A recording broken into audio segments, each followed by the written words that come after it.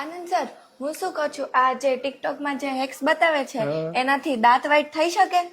ઓ ટિકટોકમાં એમાં તો છે ને બેકિંગ સોડા, લેમન આ બંને વસ્તુ એવી છે કે એસિડિક હોય, રાઈટ?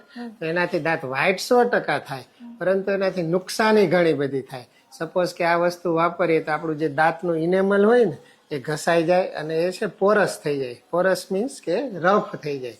એટલે પછી જ્યારે રફ સરફેસ ઉપર કે મેલ વધારે જામે, એટલે એકવાર વ્હાઈટ થઈ જાય પણ ફરીથી એ ગંદા બહુ ઝડપથી થાય અને પછી એને વ્હાઈટ કરવા એ થોડું ડિફિકલ્ટ ટાસ્ક થઈ જાય અને ડેમેજ પણ પરમેનન્ટ થાય. એટલે ઇનહાઉસ જે ડેન્ટલ ક્લિનિકમાં, ડેન્ટલ હોસ્પિટલમાં જે વ્હાઇટનિંગ પ્રોસિજર કરીએ છીએ એ ખૂબ સેફ હોય અને એના રિઝલ્ટ પણ ખૂબ જ લોંગ લાસ્ટિંગ હોય. એનાથી તમારી પર્સનાલિટી, તમારો કોન્ફિડન્સ એ બધું ખૂબ સરસ રીતે ઇમ્પ્રૂવ થાય. તો આવા ઘરેલું નુસ્ખા અથવા તો સોશિયલ મીડિયાના નુસ્ખા કરતાં ક્લિનિકમાં જવું સારું.